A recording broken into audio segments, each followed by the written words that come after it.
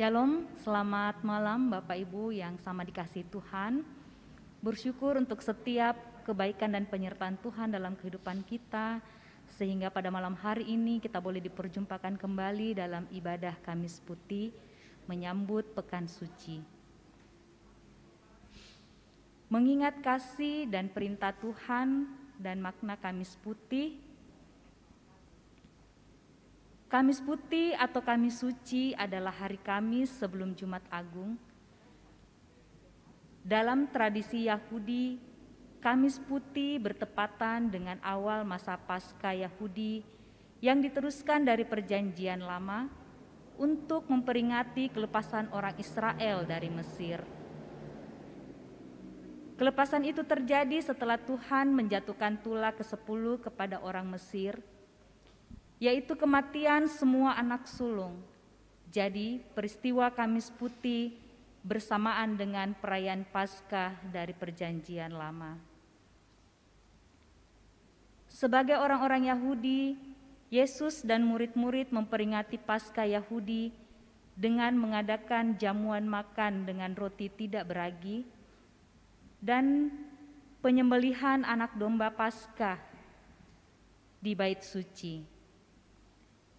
Perayaan Paskah itu dimulai sejak matahari terbenam, karena dalam sistem kalender Yahudi, satu hari atau tanggal tidak dihitung dari jam 12 malam, tetapi dari terbenamnya matahari sampai keesokan harinya ketika matahari terbenam lagi. Jadi hitungannya kira-kira dari jam 6 sore ke jam 6 sore hari berikutnya. Itu berarti bisa dikatakan bahwa peristiwa dalam Kamis Putih berada pada hari yang sama dengan peristiwa Jumat Agung. Dalam Kamis Putih kita memperingati beberapa hal. Pertama, peristiwa Yesus makan Paskah dengan murid-muridnya adalah saat pertama kalinya perjamuan kudus diperintahkan. Kedua adalah pembasuhan kaki yang dilakukan Yesus kepada murid-muridnya sebagai simbol perendahan diri Yesus. Dalam tradisi Yahudi, pembasuhan kaki hanya dilakukan oleh seorang hamba kepada Tuan yang dihormatinya. Ketiga, kita memperingati saat di mana Petrus menyangkal Yesus, Yudas mengkhianati Yesus, murid-murid yang lari meninggalkan Yesus, dan yang paling penting adalah peristiwa penangkapan Yesus. Persis pada hari penyembelihan anak domba Paskah, Yesus anak domba Allah ditangkap dan dipersiapkan untuk dikorbankan. Itulah kekayaan makna yang sangat besar dalam Kamis Putih. Sesuai dengan namanya, warna yang digunakan adalah putih sebagai simbol kemurnian, kesucian, terang yang tak terpadamkan, dan kebenaran mutlak.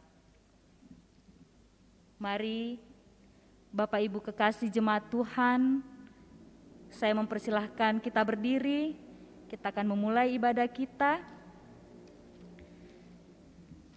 Kamis Putih adalah penutup masa Prapaskah.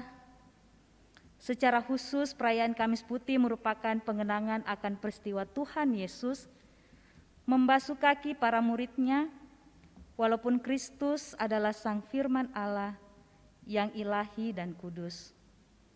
Ia berkenan merendahkan dirinya menjadi hamba.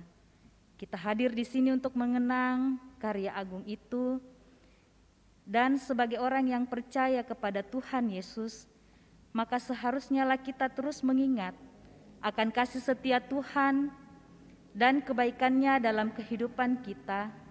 Seperti tema kita pada saat ini, mengingat kasih dan perintah Tuhan. Mari mengambil bagian dalam pelayanan ini untuk keteladanan Sang Kristus. Pujian dari NJNE yang pertama. Dalam taman yang sepi kita nyanyikan dalam bahasa Toraja.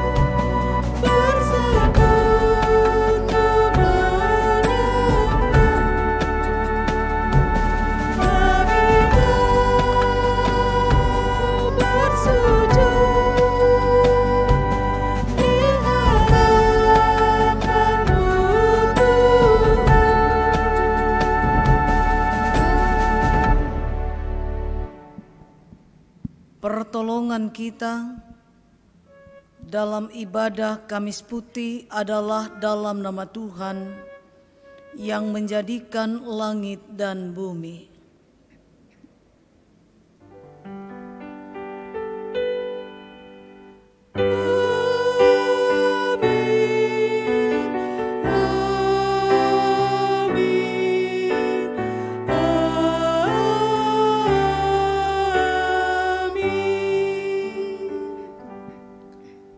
Salam kepada kamu semua, kasih karunia Tuhan Yesus serta tuntunan Roh Kudus menuntun dalam ibadah ini. Juga. Silahkan duduk. Mari bersama-sama kita mengakui dosa di hadapan Tuhan. Sungguh kasih Tuhan besar terhadap kita. Dia yang menanggung dosa kita. Dia juga yang merendahkan dirinya dan menebus kita. Marilah dengan kerendahan hati kita datang mengaku dosa secara pribadi di hadapannya.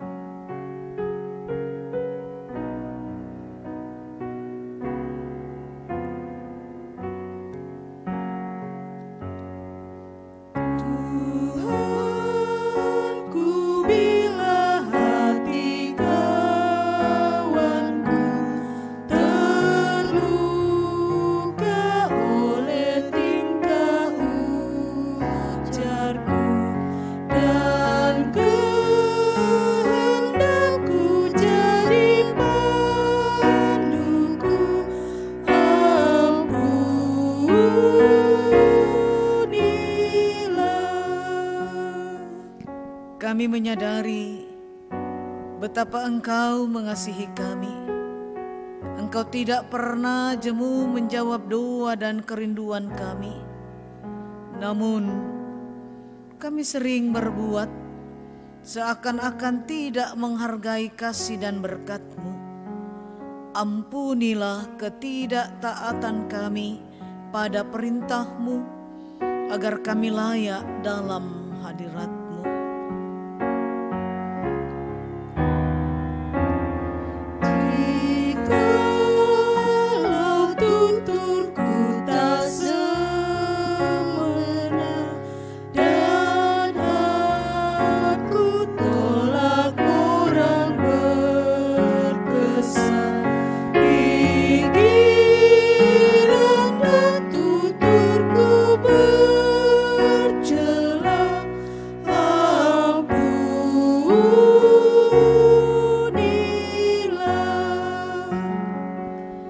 Kepada kamu sekalian yang tunduk dalam penyesalan, berita anugerah dari Allah dinyatakan kembali. Setelah kita bersungguh-sungguh mengakui dosa, maka ketika anugerah kembali dinyatakan kepada kita, Aku telah menghapus segala dosa pemberontakanmu, seperti kabut diterbangkan angin, dan segala dosamu seperti awan tertiup. Kembalilah kepadaku, sebab aku telah menebus engkau. Ajaib benar. Ajaib benar, ku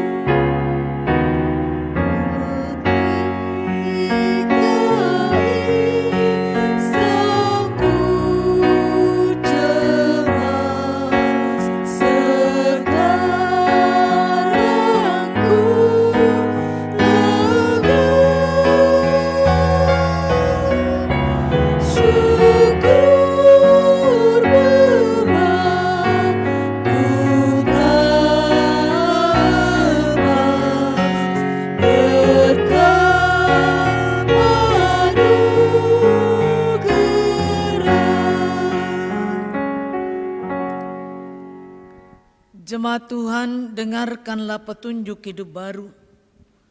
Jadi, jikalau aku membasuh kakimu, aku adalah Tuhan dan gurumu, maka kamu pun wajib saling membasuh kakimu. Sebab aku telah memberikan suatu teladan kepada kamu, supaya kamu juga berbuat sama seperti yang telah kuperbuat kepadamu.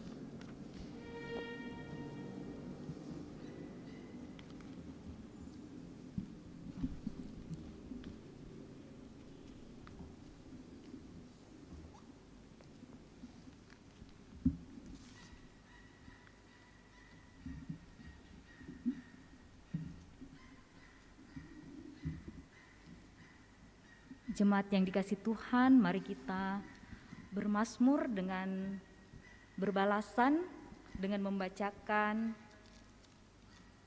kitab Mazmur dari pasalnya 116 ayat yang pertama sampai ayat yang ke-19. Mazmur pasal 116 ayat pertama sampai 19. Saya akan membacakan ayat yang ganjil dan Bapak Ibu membacakan ayat yang genap. Firman Tuhan, aku mengasihi Tuhan sebab Ia mendengarkan suaraku dan permohonanku. Sebab Ia menyendengkan telinganya kepadaku, maka seumur hidupku aku akan berseru kepadanya. Tali-tali maut telah meliliti aku, dan kegentaran terhadap dunia orang mati menimpa aku. Aku mengalami kesesakan dan kedukaan. Tetapi aku menyerukan nama Tuhan, ya Tuhan, luputkanlah kiranya aku. Tuhan adalah pengasih dan adil, Allah kita penyayang. Tuhan memelihara orang-orang sederhana. Aku sudah lemah, tetapi diselamatkannya aku. Kembalilah tenang, hai jiwaku, sebab Tuhan telah berbuat baik kepadamu. Ya, Engkau telah meluputkan aku daripada maut, dan mataku daripada air mata, dan kakiku daripada tersandung. Aku boleh berjalan di hadapan Tuhan di negeri orang-orang hidup. Aku percaya sekalipun aku berkata, aku ini sangat tertindas. Aku ini berkata dalam kebingunganku, semua manusia pembohong. Bagaimana akan kubalas kepada Tuhan segala kebajikannya kepadaku? Aku akan mengangkat piala keselamatan dan akan menyerukan nama Tuhan. Akan membayar nasarku kepada Tuhan di depan seluruh umatnya. Berharga di mata Tuhan kematian semua orang yang dikasihinya. Ya Tuhan, aku hambamu, anak dari hambamu perempuan. Engkau telah membuka ikatan-ikatanku. Aku akan mempersembahkan korban syukur kepadamu dan akan menyerukan nama Tuhan. Akan membayar nasarku kepada Tuhan di depan seluruh umatnya. Di pelataran rumah Tuhan, di tengah-tengahmu, ya Yerusalem, haleluya. Merespon Mazmur, mari kita menaikkan pujian dari Mazmur 116 ayat yang pertama dan yang ke-6.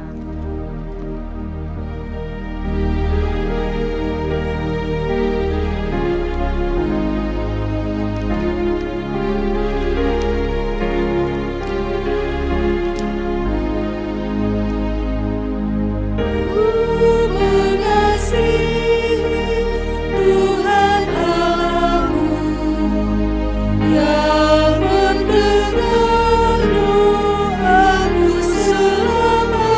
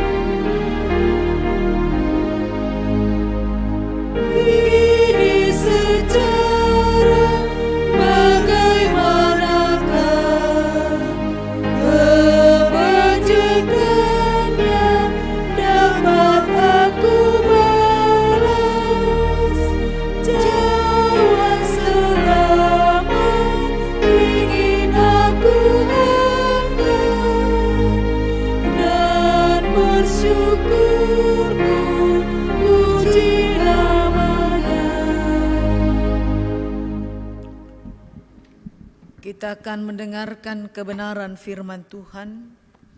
Kita siapkan bacaan kita dari Keluaran pasal 12, Pertama Korintus pasal 11, dan kitab Injil Yohanes pasal 13. Sebelumnya, mari kita berdoa. Ya Allah, ya Tuhan kami bersyukur kepadamu. Kami boleh ada saat ini, malam ini, ibadah Kamis Putih.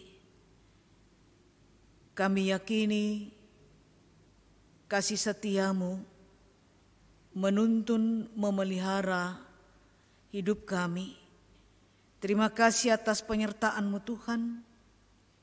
Kami malam hari ini menghayati kasih-Mu yang begitu luar biasa, datang dalam kerendahan hati, menyatakan pengampunan dan keselamatan bagi kami.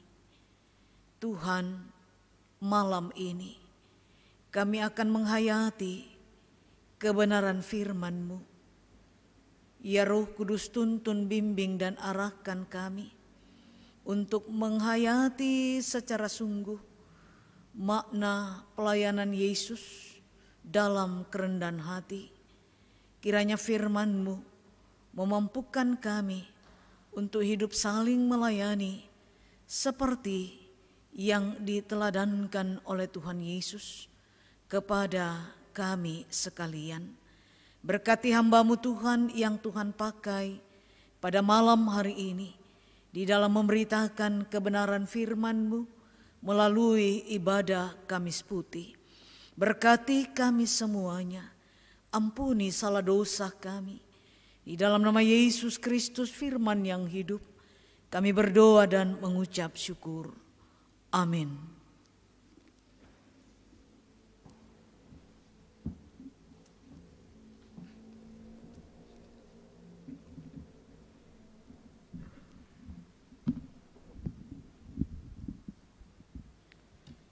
Bapak Ibu, jemaat yang diberkati Tuhan, pembacaan kita yang pertama terambil di dalam kitab Keluaran, pasalnya yang ke-12, ayat 1 sampai ayatnya yang ke-14.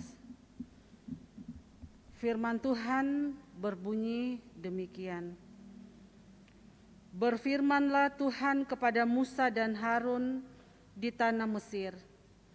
Bulan inilah akan menjadi permulaan segala bulan bagimu. Itu akan menjadi bulan pertama bagimu tiap-tiap tahun. Katakanlah kepada segenap jemaah Israel, pada tanggal 10 bulan ini diambil oleh masing-masing seekor anak domba, menurut kaum keluarga, seekor anak domba untuk tiap-tiap rumah tangga. Tetapi jika rumah tangga itu terlalu kecil, jumlahnya untuk mengambil seekor anak domba, maka ia bersama-sama dengan tetangganya yang terdekat ke rumahnya, haruslah mengambil seekor menurut jumlah jiwa. Tentang anak domba itu, kamu buatlah perkiraan menurut keperluan tiap-tiap orang. Anak domba itu harus jantan, tidak bercela, berumur setahun. Kamu boleh ambil domba atau kambing. Kamu harus mengurungnya sampai hari yang ke-14 tahun ini. Seluruh jemaah Israel yang berkumpul harus menyembelihnya pada waktu senja. Kemudian dari darahnya haruslah diambil sedikit dan dibubuhkan pada kedua tiang pintu dan pada ambang atas, pada rumah-rumah di mana orang memakannya. Dagingnya harus dimakan mereka pada malam itu juga. Yang dipanggang mereka harus makan dengan roti yang tidak beragi serta sayur pahit. Janganlah kamu memakannya mentah atau direbus dalam air. Hanya dipanggang di api lengkap dengan kepalanya, dan betisnya dan isi perutnya. Janganlah kamu tinggalkan apa-apa dari daging itu sampai pagi. Apa yang tinggal sampai pagi kamu bakarlah habis dengan api. Dan beginilah kamu memakannya, pinggangmu berikat, kasut pada kakimu dan tongkat di tanganmu. Buru-burulah kamu memakannya, itulah Paskah bagi Tuhan. Sebab pada malam ini aku akan menjalani tanah Mesir, dan semua anak sulung dari anak manusia sampai anak binatang akan kubunuh, dan kepada semua allah di Mesir akan kujatuhkan hukuman. Akulah Tuhan. Dan darah itu menjadi tanda bagimu pada rumah-rumah di mana kamu tinggal. Apabila aku melihat darah itu, maka aku akan lewat daripada kamu. Jadi tidak akan ada tulah kemusnahan di tengah-tengah kamu. Apabila aku menghukum tanah Mesir, hari ini akan menjadi hari peringatan bagimu. Kamu harus merayakannya sebagai hari raya bagi Tuhan turun-temurun. Kamu harus merayakannya sebagai ketetapan untuk selamanya. Demikian firman Tuhan yang pertama.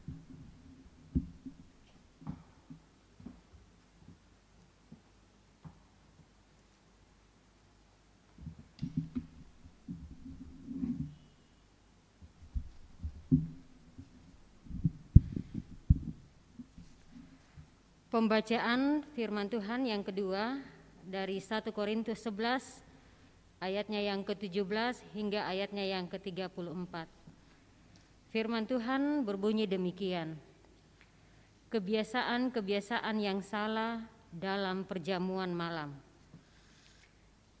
Dalam peraturan-peraturan yang berikut, aku tidak dapat memuji kamu, sebab pertemuan-pertemuanmu tidak mendatangkan kebaikan, tetapi mendatangkan keburukan.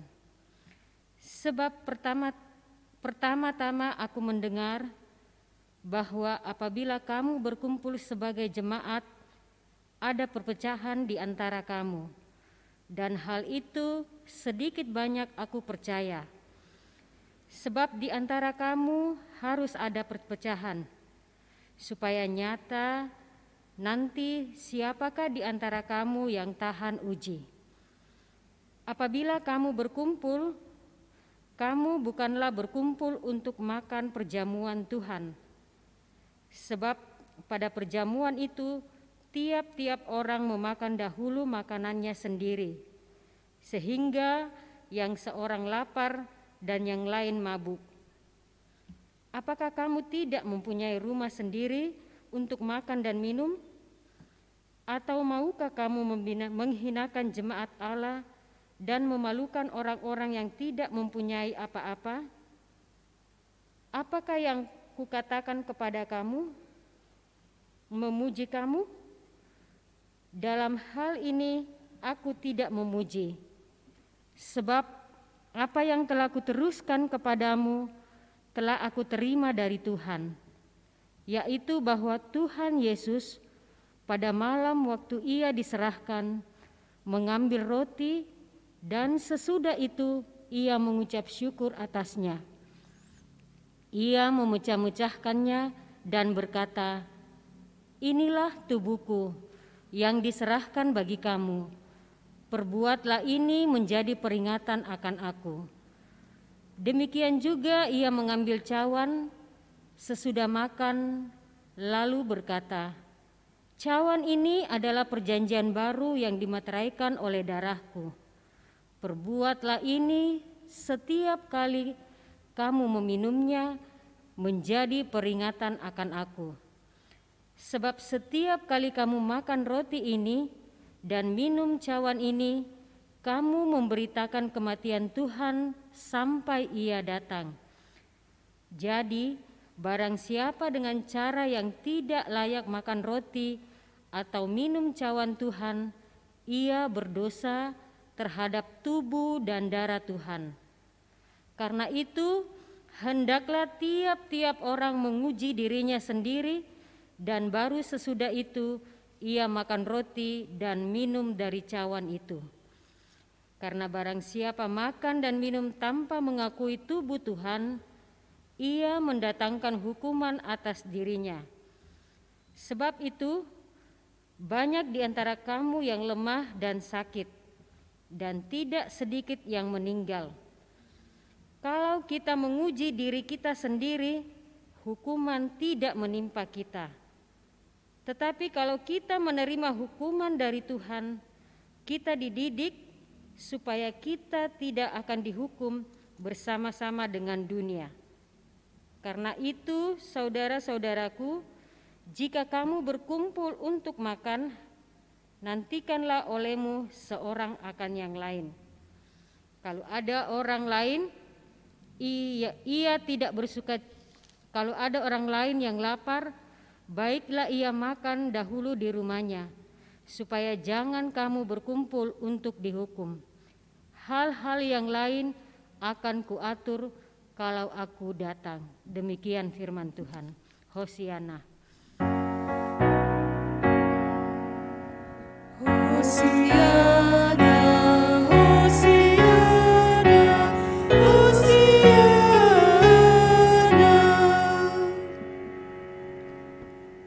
Mari berdiri. Kitab Injil menurut Yohanes pasal 13 ayat 1 sampai dengan ayat 20. Yesus membasuh kaki murid-muridnya. Sementara itu, sebelum hari raya Paskah mulai, Yesus telah tahu bahwa saatnya sudah tiba untuk beralih dari dunia ini kepada Bapa. Sama seperti ia senantiasa mengasihi murid-muridnya, demikianlah sekarang ia mengasihi mereka sampai kepada kesudahannya. Mereka sedang makan bersama, dan iblis telah membisikkan rencana dalam hati Yudas Iskariot, anak Simon, untuk mengkhianati dia. Yesus tahu bahwa Bapanya telah menyerahkan segala sesuatu kepadanya, dan bahwa ia datang dari Allah dan kembali kepada Allah. Lalu bangunlah Yesus dan menanggalkan jubahnya. Ia mengambil sehelai kain lenan dan mengikatkannya pada pinggangnya. Kemudian ia menuangkan air ke dalam sebuah basi dan mulai membasuh kaki murid-muridnya. Lalu menyekanya dengan kain yang terikat pada pinggangnya itu. Maka sampailah ia kepada Simon Petrus.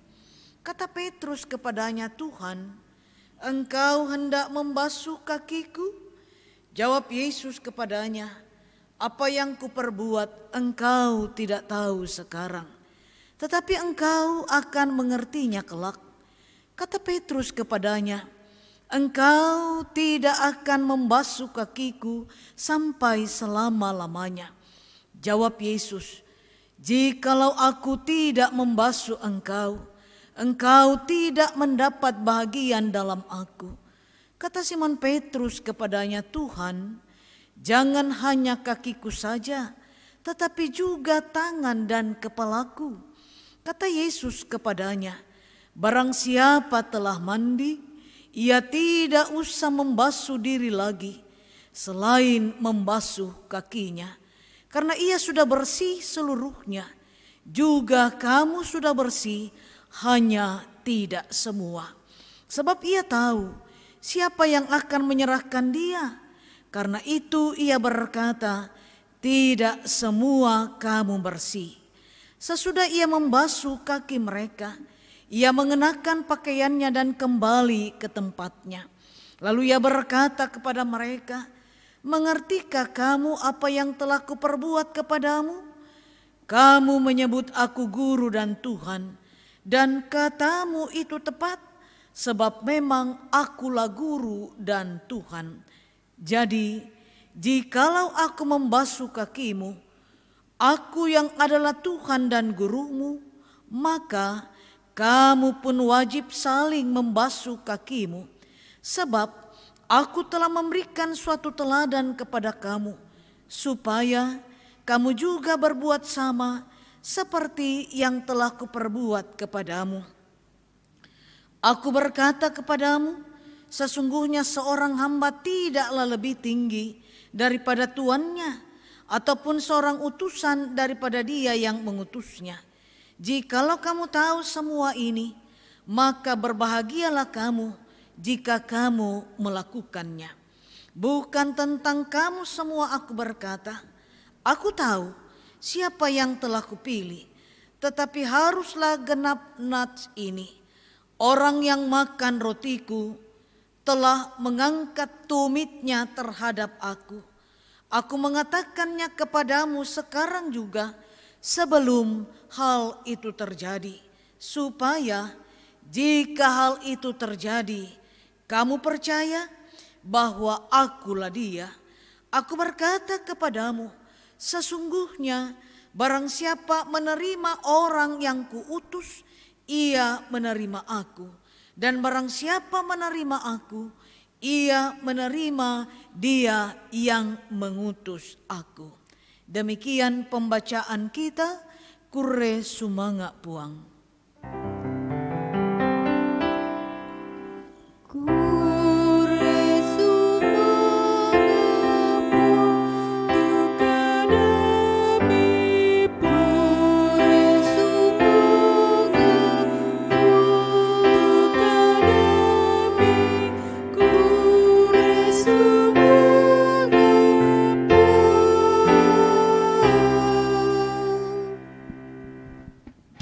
Silakan duduk kembali. Mengingat kasih dan perintah Tuhan. Ini tema kita di malam kita menikmati merayakan hari Kamis Putih. Nah, Bapak Ibu, saudara-saudaraku yang kekasih dan sepengharapan di dalam Kristus Yesus. Dalam bacaan kita ini terkhusus bahan utama dari Yohanes pasal 13. Dijelaskan bahwa Yesus telah tahu secara rinci bahwa waktu kematiannya telah makin dekat dan pasti. Kematian yang paling menyakitkan, hukuman salib, dan akan segera meninggalkan para muridnya secara jasmani. Itulah kenyataan yang akan Yesus hadapi. Dan yang paling menyakitkan bagi Yesus, yang tentu sangat melukai hatinya adalah dia tahu bahwa iblis telah membisikkan rencana jahat dalam hati Yudas untuk mengkhianati dirinya. Bapak Ibu jemaat Tuhan, tidak mudah berada di posisi seperti Yesus. Di satu sisi kita tahu bahwa waktu kematian makin dekat, dan itu kita melalui peristiwa penderitaan yang sangat mengerikan. Peristiwa salib. Di sisi lain kita pun tahu justru itu terjadi karena pengkhianatan dari orang yang sangat dikasihinya, yaitu murid Yesus sendiri. Nah, orang dalam situasi seperti ini tidak akan peduli lagi dengan orang lain yang ada di sekitar dirinya. Orang yang berada dalam situasi seperti ini, walaupun banyak orang yang mengerahkan perhatian pada dirinya, peduli pada dirinya, dia akan merasa bahwa dia hanya seorang diri saja. Mengapa? Sebab dia hanya akan larut dalam kesedihan, gelisah dan putus asa yang mendalam. Karena saat kematiannya makin mendekat, dan hanya larut pada hatinya yang sangat terluka oleh karena pengkhianatan orang yang paling dekat dan dikasihinya. Ya, Bapak Ibu, akan tetapi luar biasa yang Yesus lakukan. Dalam ayat 4 sampai dengan 5 pembacaan kita tadi menjelaskan. Dikatakan di sana, lalu bangunlah Yesus dan menanggalkan jubahnya. Ia mengambil sehelai kain lenan dan mengikatkannya pada pinggangnya. Kemudian ia menuangkan air ke dalam sebuah basi dan mulai membasuh kaki murid-muridnya. Lalu menyekanya dengan kain yang terikat pada pinggangnya itu. Menjelang kematian yang telah Yesus ketahui. Dan walaupun Yesus tahu sekali siapa yang akan mengkhianatinya, Yesus justru memberikan ungkapan kasih yang sulit sekali dijelaskan oleh logika berpikir manusia.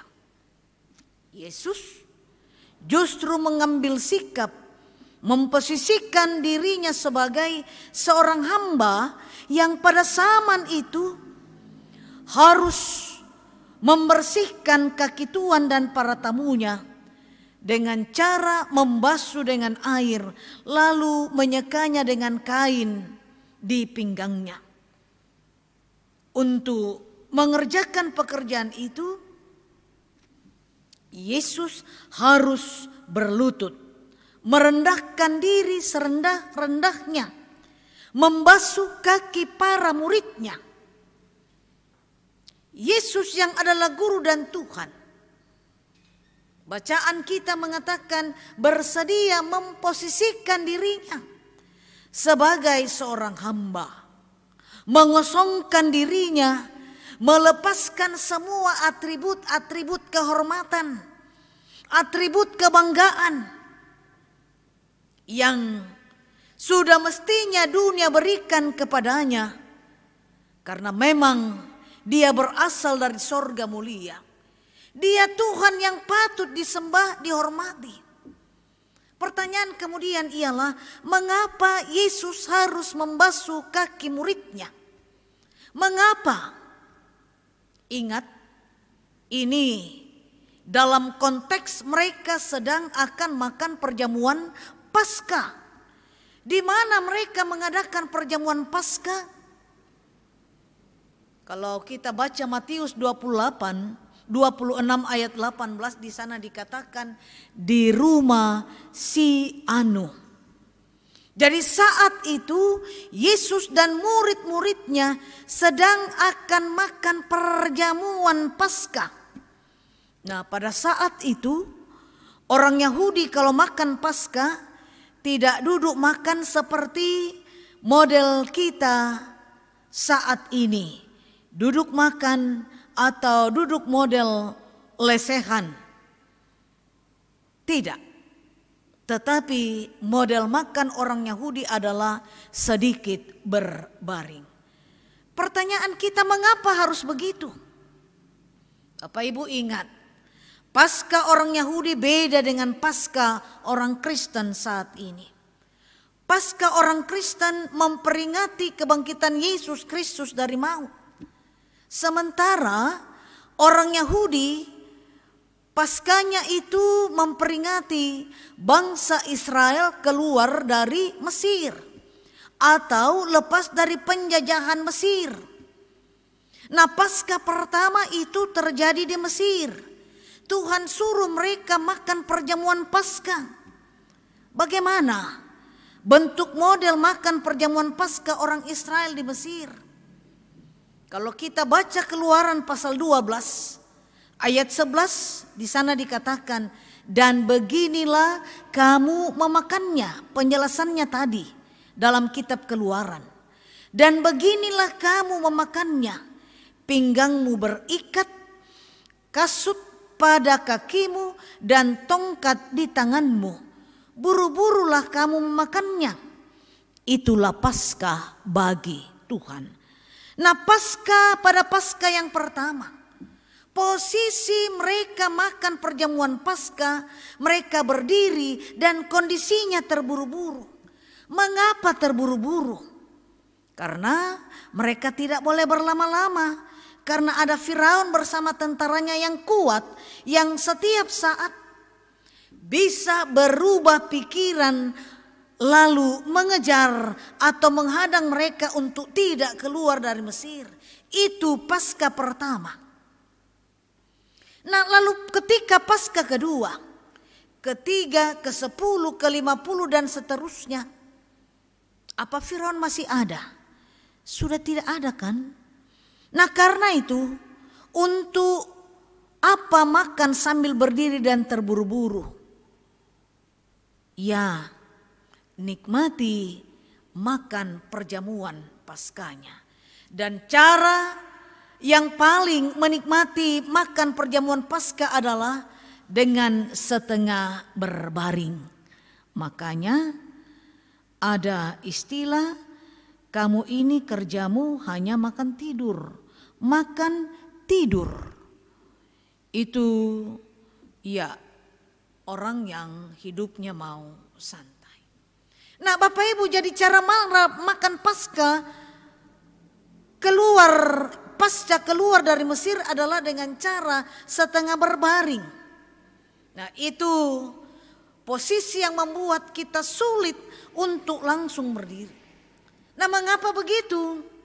Itu mau menyatakan bahwa dulu dilanda ketakutan, buru-buru makan saja berdiri.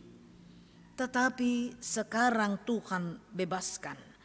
Karena itu ya tidak perlu buru-buru, santai-santai saja, artinya umat bukan lagi budak, tetapi sekarang tuan atas diri sendiri. Jadi mereka menikmatinya dengan santai. Nah, Bapak Ibu, disinilah persoalannya. Makan Paskah dulu dan sekarang itu berbeda. Para murid dikatakan makan Paskah di rumah si Anu, numpang di rumah orang. Mereka harus melayani diri sendiri, tidak ada budak. Karena itu ketika mereka mau makan Paskah, ya kalau mereka masuk rumah mereka harus mencuci kaki. Kalau kaki tidak dibersihkan, tidak dicuci, semuanya tentulah makan dengan tidak merasa nyaman. Mengapa? Karena kalau tidak cuci kaki, orang makan dengan cara berbaring. Sebuah sikap makan yang menunjukkan betapa ya itu yang terjadi pada saat itu. Untuk mengatasi hal yang tidak nyaman itu, paling tidak mengatasi kaki yang mungkin berbau harus dicuci. Yang cuci mestinya budak. Tetapi makan Paskah di rumah si Anu, rumah tempat mereka tumpangi, tidak ada budak. Semua merasa posisinya sama rasa. Siapa yang mau rela jadi pahlawan untuk mencuci kaki mereka? Semua tidak ada. Tidak ada di antara mereka yang mau tergerak untuk mau bangun mencuci kaki mereka. Nah, karena itulah ketika mereka mau makan Paskah, tahu-tahu Yesus bangun, ikat pinggangnya dan membasuh kaki murid-muridnya. Ketika semua orang menonton dan menunggu siapa yang mau bergerak mencuci kaki, tidak ada satupun yang mau tergerak. Yesuslah yang mengambil inisiatif untuk pelayanan tersebut. Bapak Ibu, ini menjadi sebuah pelajaran penting bagi kita. Seringkali dalam pelayanan kita suka lihat-lihat orang, kita suka nilai-nilai orang. Ketika semua orang merasa itu bukan tugas saya, itu bukan bahagian saya. Dalam bacaan kita kitab Injil menurut Yohanes, Yesus mengambil inisiatif untuk melayani. Yesus menjadi inisiator dalam pelayanan. Bapak Ibu, ada banyak orang yang tidak mau melayani. Ada banyak orang mau melayani hanya pada yang dia sukai. Hanya karena pelayanan itu cocok dengan dia. Karena itu kalau tidak cocok dengan dia, tidak sesuai dengan pikirannya, pelayanan itu tidak dia sukai. Harus didorong-dorong. Orang harus memelas-melas kepada dia supaya mau melayani. Padahal pelayanan itu bukan soal itu cocok dengan saya, itu saya suka atau tidak. Tapi apakah itu penting dan harus? Dan Yesus sudah memberi kita contoh. Dia bangun, dia ikat pinggangnya dan mulai membasuh kaki para muridnya satu persatu. Malam itu pembacaan kita dari kitab Injil Yohanes dikatakan posisi guru dan Tuhan yang mestinya dilihat sebagai status atau kedudukan yang terhormat. Pada diri Yesus kehormatannya tidak dia tempatkan pada jabatannya sebagai guru dan Tuhan. Justru ia letakkan pada karakter pemimpin yang bersedia menghamba dan melayani sesamanya. Itulah makna spiritualitas membasuh kaki yang mestinya menjadi pola hidup orang-orang percaya. Dengan spiritualitas itu, Yesus memberi kita contoh, Yesus memberi kita teladan, Yesus mengajak kita hidup dalam spiritualitas seperti itu. Hidup dalam kerendahan hati. Hidup selalu berusaha melayani orang lain dengan rasa hormat, penuh penghargaan dan kasih.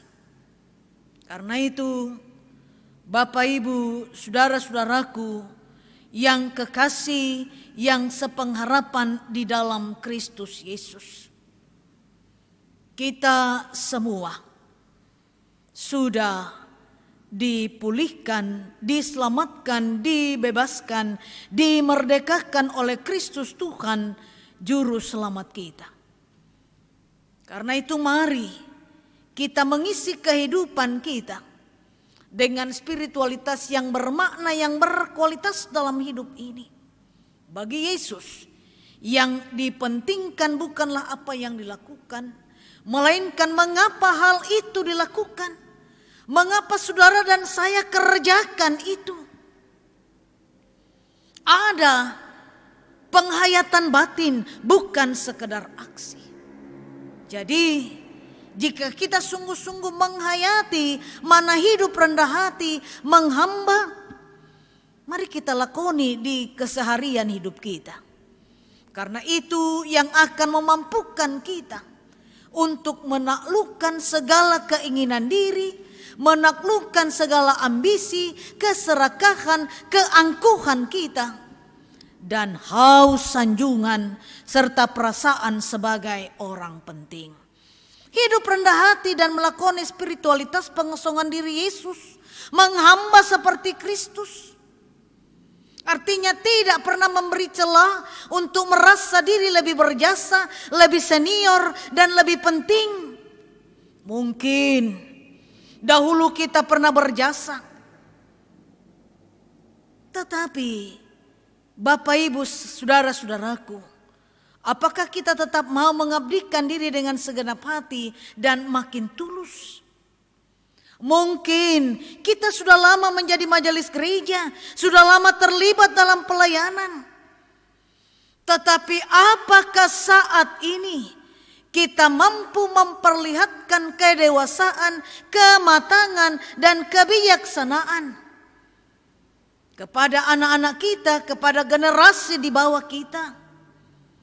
Mungkin kita dianggap penting oleh banyak orang, tetapi apakah saat ini perasaan penting kita tersebut telah kita nyatakan secara produktif dengan memberi nilai manfaat kepada lingkup yang lebih luas? Bapak, Ibu, saudara-saudaraku, kalau Yesus mau membasuh kaki murid-muridnya, yang walaupun dia sendiri tahu dia akan dihianati oleh seorang muridnya yang dia kasihi, itu mau mengingatkan saudara dan saya bahwa betapa berharganya hidup kita ini. Dalam pembasuhan yang dilakukan Yesus terkandung makna pengampunan, ada kasih. Karena itu mari kita menunjukkan kehidupan yang berkualitas. Tunjukkan kehidupan kita sebagai orang yang menunjukkan menuruti teladan Kristus, rendah hati dan menghamba, tetapi juga mau mengampuni. Karena itu hari ini, bahkan di hari-hari selanjutnya, mari kita bertanya pada diri kita sendiri. Bertanya di dalam kehidupan kita, apakah hari ini saya rendah hati? Maka berusahalah hidup rendah hati. Apakah hari ini saya menjalani pelayanan sebagaimana layaknya seorang menghamba? Maka hiduplah melayani sebagai layaknya hamba Kristus. Diriku, apakah hari ini engkau sudah mengampuni? Maka berusahalah hidup mengampuni seperti Kristus dengan kasih-Nya mau mengampuni hidupku. Bapak, Ibu, renungkanlah ini sehingga waktu-waktu kehidupan ke depan dalam tuntunan dan topangan Roh Kudus kita mau hidup menyatakan keteladanan Kristus yang rendah hati dan mau menghamba itu. Dan biarlah kita semua mau meneladani apa yang dilakukan oleh Tuhan Yesus bagi murid-muridnya, dan kita hidup saling melayani, saling mengampuni, saling mengasihi satu dengan yang lain. Itulah panggilan iman kita. Amin.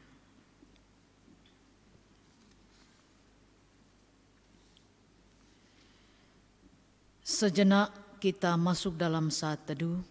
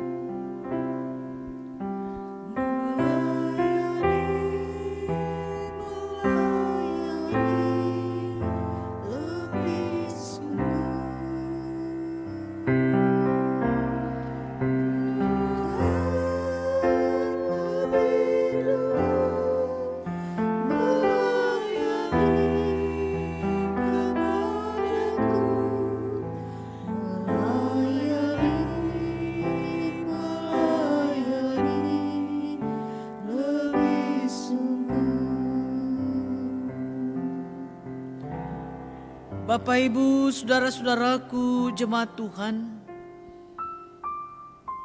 pembasuhan kaki yang dilakukan oleh Tuhan Yesus bagi murid-Nya menyampaikan kepada kita sebuah makna yang luar biasa, bahwa pembasuhan kaki sebagai tanda kerendahan hati untuk mau saling melayani, bukan untuk dilayani. Mengampuni.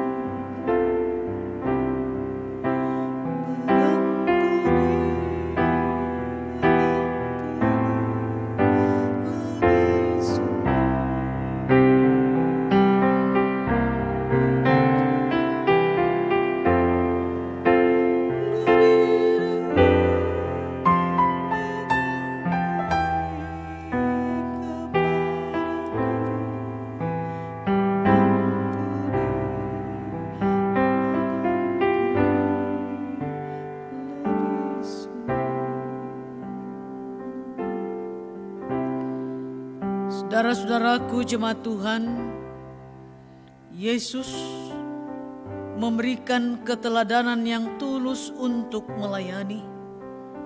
Dia membasuh kaki para murid-muridnya, tanda bahwa dia datang bukan untuk dilayani, tapi untuk melayani.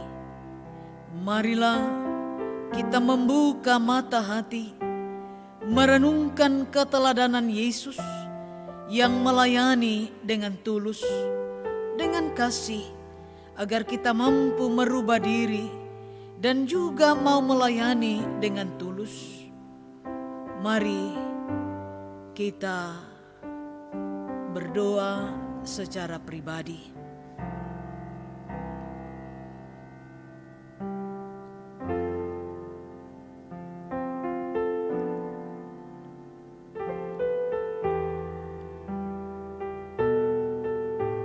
Bapak Ibu jemaat Tuhan, mari kita berdoa menurut doa yang diajarkan oleh Tuhan Yesus bagi kita. Bapa kami yang di sorga, dikuduskanlah namamu, datanglah kerajaan-Mu, jadilah kehendak-Mu di bumi seperti di sorga. Berikanlah kami pada hari ini makanan kami yang secukupnya, dan ampunilah kami akan kesalahan kami, seperti kami juga mengampuni orang yang bersalah kepada kami. Dan janganlah membawa kami ke dalam pencobaan, tetapi lepaskanlah kami daripada yang jahat. Karena Engkau yang punya kerajaan dan kuasa dan kemuliaan sampai selama-lamanya. Amin. Mari bersama-sama kita berdiri. Kita mengikrarkan pengakuan iman kita menurut ke-12 pengakuan iman rasuli yang berkata demikian. Aku percaya kepada Allah Bapa yang Maha Kuasa, Khalik langit dan bumi, dan kepada Yesus Kristus anaknya yang tunggal Tuhan kita, yang dikandung daripada Roh Kudus, lahir dari anak darah Maria, yang menderita di bawah pemerintahan Pontius Pilatus, disalibkan, mati dan dikuburkan, turun ke dalam kerajaan maut. Pada hari yang ketiga bangkit pula dari antara orang mati, naik ke sorga, duduk di sebelah kanan Allah Bapa yang Maha Kuasa, dan akan datang dari sana untuk menghakimi orang yang hidup dan yang mati. Aku percaya kepada Roh Kudus, gereja yang kudus dan am, persekutuan orang kudus, pengampunan dosa, kebangkitan daging dan hidup yang kekal. Amin.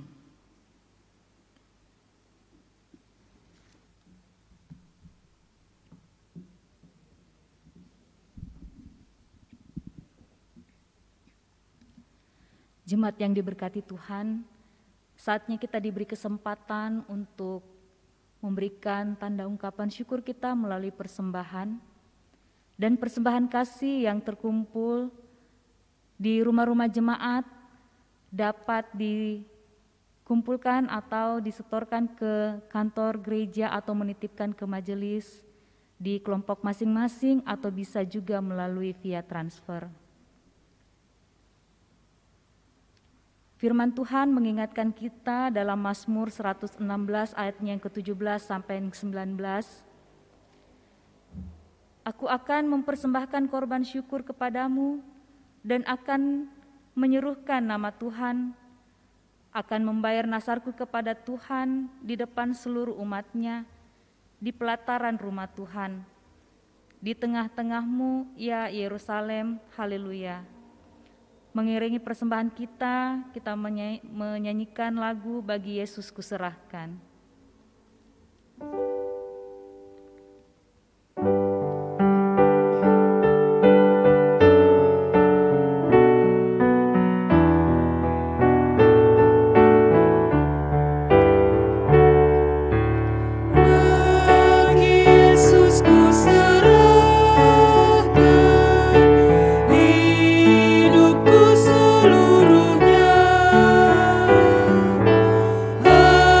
Hati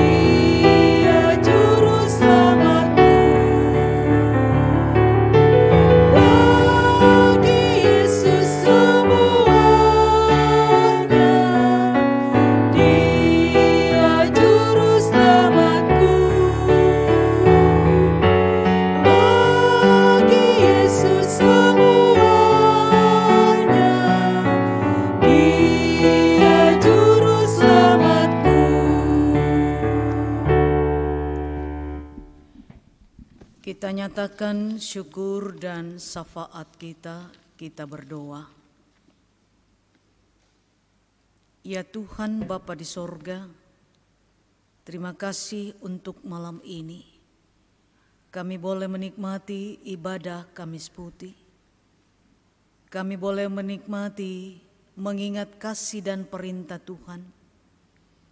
Tuhan, kiranya keteladanan yang diberikan oleh Tuhan Yesus bagi murid-muridnya juga menjadi kehidupan kami.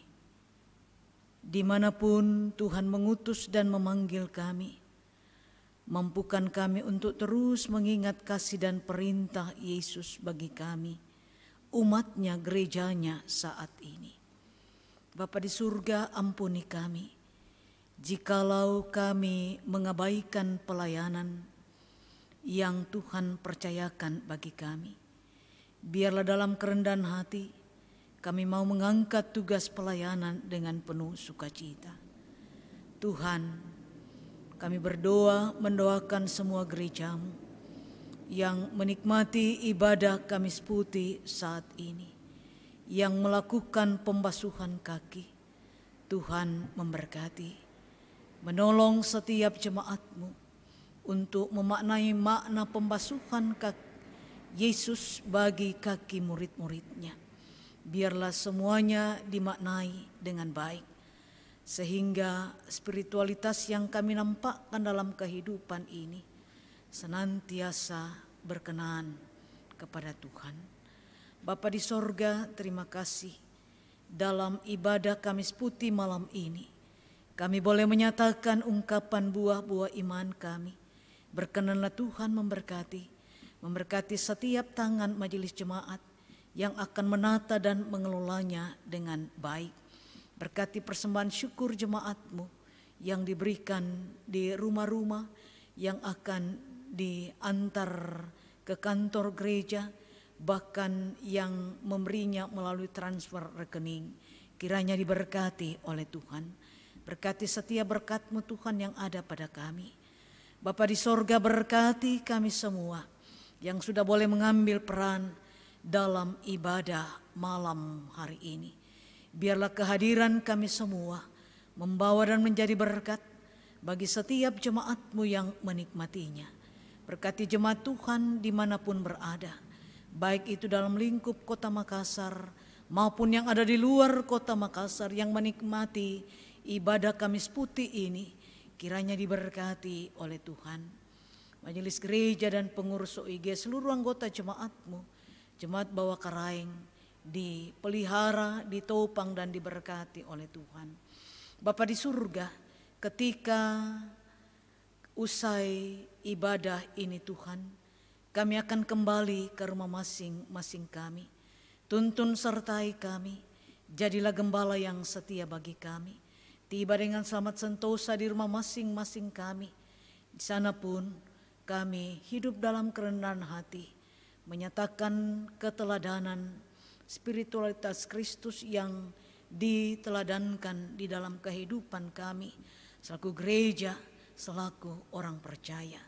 Berkati bangsa dan negara kami Tuhan, di dalam perjuangan mengatasi berbagai bentuk pergumulan yang melanda bangsa dan negara kami saat ini, baik itu masalah pandemi maupun masalah terorisme. Kiranya Tuhan turut campur tangan di dalamnya. Terima kasih Tuhan. Gerejamu, Gereja Toraja, dalam semua bentuk pelayanannya kami serahkan ke dalam tangan pengasihan-Mu. Berkati jemaat Tuhan yang ada di rumah-rumah saat ini, beribadah bersama keluarga. Berkati persiapan jemaat-Mu untuk menikmati Jumat Agung, merayakan, memperingati kematian Tuhan kami Yesus Kristus, dan di dalamnya ya Allah, kami akan mempersiapkan diri mengambil bahagian dalam sakramen perjamuan kudus. Tuhan memberkati persiapan setiap umat-Mu, persiapan majelis gereja yang akan mengambil bahagian dalam pelayanan tersebut. Terima kasih Tuhan. Kehidupan kami malam ini selaku umat-Mu, selaku jemaat-Mu, kami serahkan ke dalam tangan pengasihan-Mu. Ampuni segala dosa dan kesalahan kami. Doa ini kami sampaikan hanya di dalam pengampunan anak-Mu Yesus Kristus, Tuhan dan Juru Selamat kami, yang sudah mengajar kami doa Bapa kami. Terima kasih Tuhan. Di dalam nama Yesus kami berdoa. Amin.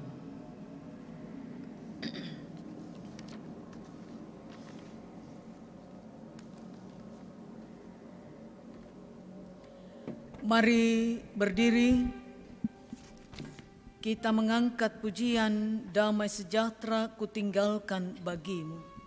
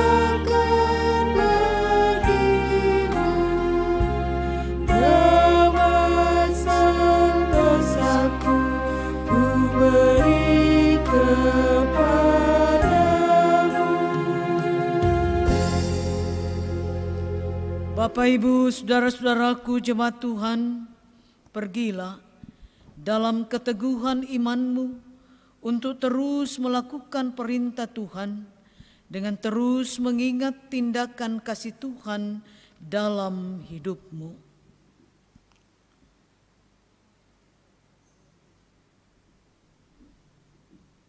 Arahkanlah hatimu kepadanya, terimalah berkat-Nya. Tuhan memberkati engkau dan melindungi engkau. Tuhan menyinari engkau dengan wajah-Nya dan memberi engkau kasih karunia. Tuhan menghadapkan wajah-Nya kepadamu dan memberi engkau damai sejahtera.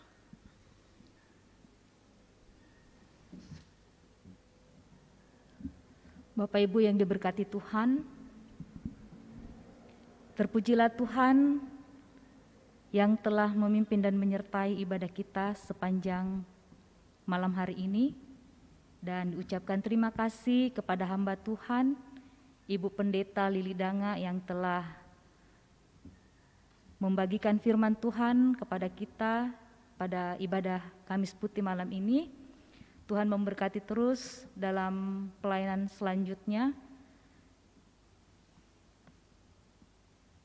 Diucapkan terima kasih juga kepada setiap kita yang telah mengambil bagian dalam ibadah Kamis Putih pada malam hari ini. Tuhan dimuliakan. Menutup ibadah kita akan menyanyikan Kasih Paling Agung.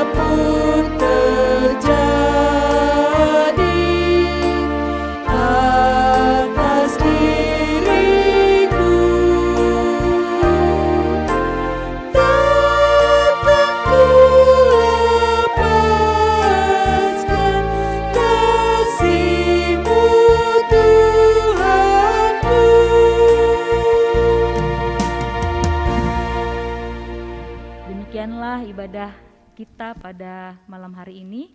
Selamat mempersiapkan diri memperingati perayaan Jumat Agung. Tuhan Yesus memberkati kita semua.